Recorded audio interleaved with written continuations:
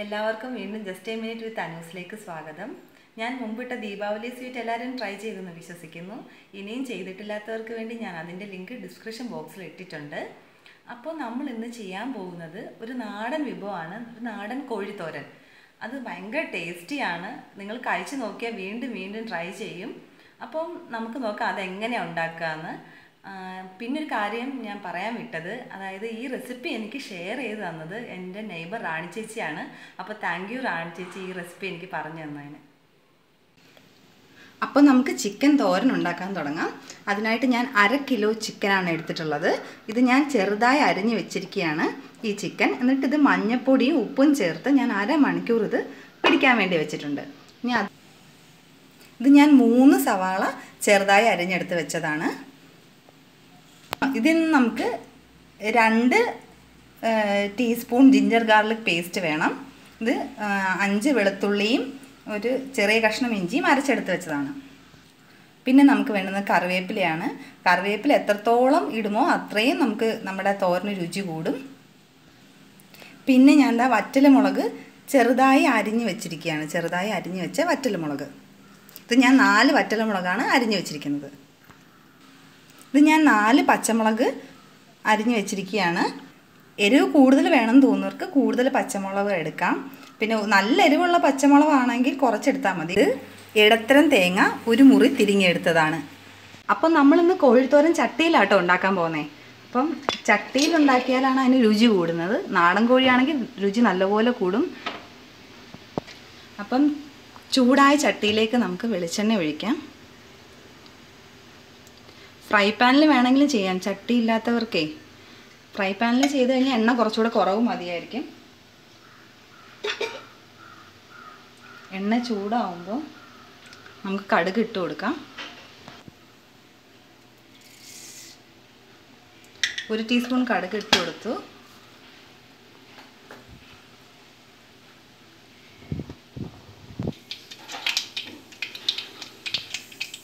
ഇതിലേക്ക് നമുക്ക് വറ്റൽമുളക് ഇട്ട് കൊടുക്കാം.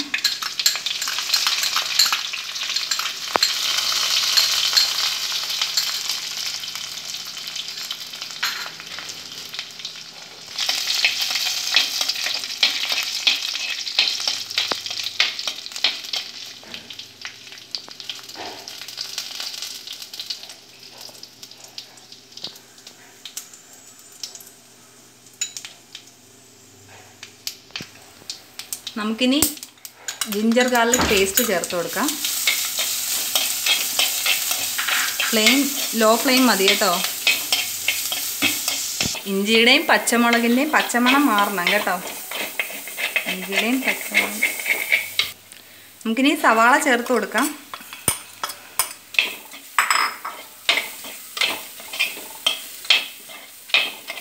വഴറ്റണം, ഒരു ചെറിയൊരു ബ്രൗൺ കളർ പോലെ വരണം. അത്രയും നേരം നമുക്ക് കുറച്ച് ക്ഷമ വേണം. അത്രയും നേരം വഴറ്റിയാലേ ഇതിന് നല്ല രുചി വരത്തുള്ളൂ. സവാളയ്ക്ക് പകരം കൊച്ചുള്ളി വേണമെങ്കിലും ചേർക്കാം കേട്ടോ.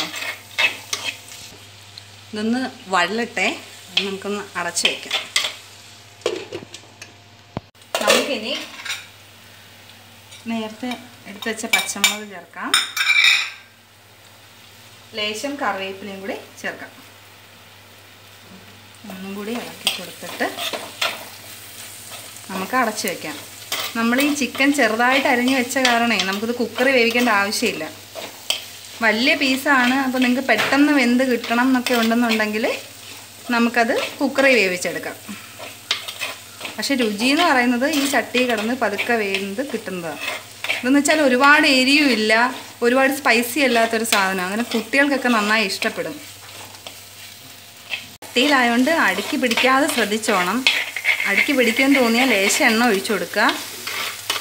ഇതിലിപ്പം ആവശ്യത്തിന് എണ്ണയുണ്ട്. ഉപ്പ് ചേർക്കുക. നമ്മൾ നേരത്തെ ചിക്കനിൽ ഉപ്പിട്ടിട്ടുണ്ട്, അതുകൊണ്ട് ഒരുപാട് ഉപ്പ് ചേർക്കണ്ട. അപ്പം കണ്ട നിറമൊക്കെ ഏകദേശം ഒരു ചെറിയൊരു ബ്രൗൺ കളർ ആയിട്ടുണ്ട്. നമുക്കിപ്പോൾ ചിക്കൻ ചേർത്ത് കൊടുക്കാം.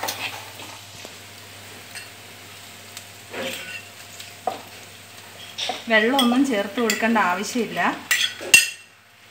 ചിക്കനിൽ നിന്ന് ആവശ്യത്തിന് വെള്ളം ഇറങ്ങും.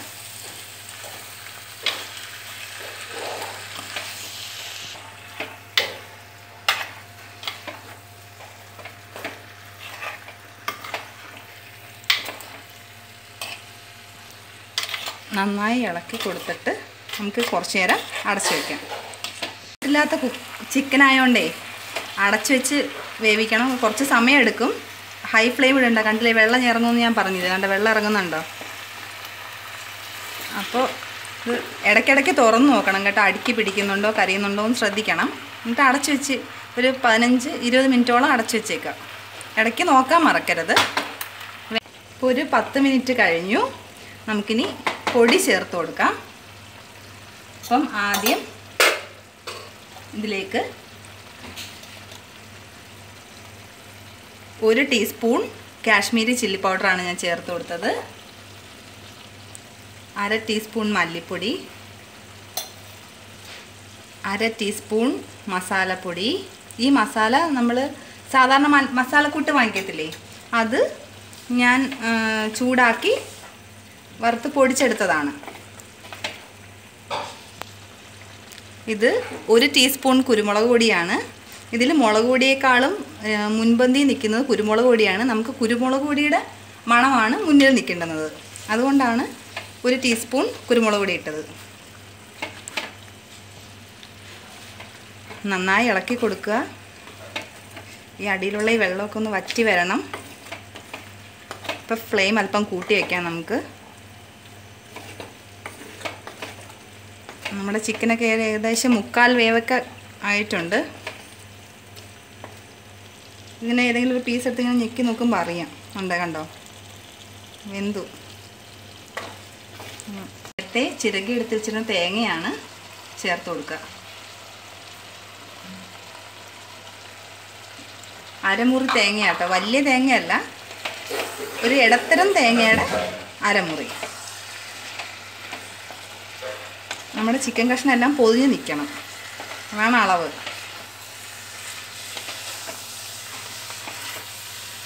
ഭയങ്കര ടേസ്റ്റി ആയിട്ടുള്ളൊരു ഡിഷാണ്. നിങ്ങളിത് ഒരു വട്ടം ചെയ്ത് നോക്കിയാൽ വീണ്ടും വീണ്ടും ചെയ്യും, ഉറപ്പാണ്. ഒരു നാടൻ ഡിഷാണ്. നമുക്ക് കുറച്ചുകൂടി കറിവേപ്പില ഇട്ട് കൊടുക്കാം.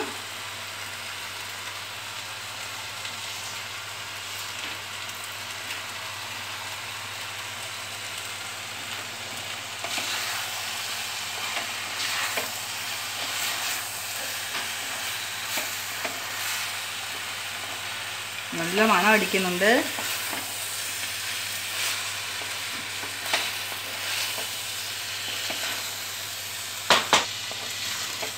നല്ല ഡ്രൈ ആവണം കേട്ടോ.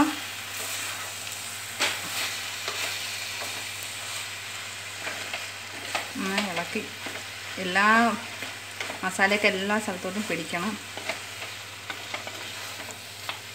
ചിലർക്ക് ചിക്കനൊക്കെ നല്ല എരി വേണം. അങ്ങനെയുള്ളവർ കുരുമുളക് കൂടുതൽ കൊടുക്കുക, കുരുമുളക് കൂടുതൽ ചേർക്കുക. അല്ലാതെ മുളക് പൊടി കൂടുതൽ ചേർക്കരുത്, കുരുമുളക് കൂടുതൽ ചേർക്കുക. കുരുമുളക് പൊടി അല്ല ഇതിനകത്ത് മുൻപന്തിയിൽ നിൽക്കേണ്ടത്. അങ്ങനെ നമ്മുടെ ചിക്കൻ തോരൻ തയ്യാറായിട്ടുണ്ട്. അപ്പം നമുക്കിതൊരു സെർവിങ് ഡിഷിലേക്ക് മാറ്റാം. ഇങ്ങനെ നമ്മുടെ ചിക്കൻ തോരൻ തയ്യാറായിട്ടുണ്ട്. നല്ലൊരു ഡിഷാണ്. തീർച്ചയായും നിങ്ങളിത് ട്രൈ ചെയ്യണം. നിങ്ങൾക്ക് എൻ്റെ വീഡിയോ ഇഷ്ടമായെങ്കിൽ ലൈക്ക് ബട്ടൺ അമർത്തുക. സബ്സ്ക്രൈബ് ചെയ്യാനും മറക്കരുത്. സബ്സ്ക്രൈബ് ചെയ്യുമ്പോൾ ഒരു ബെൽ ബട്ടൺ കാണാം. അത് അമർത്തിയാൽ എൻ്റെ എല്ലാ വീഡിയോസും നിങ്ങൾക്ക് മിസ് ചെയ്യാതെ കാണാം. താങ്ക്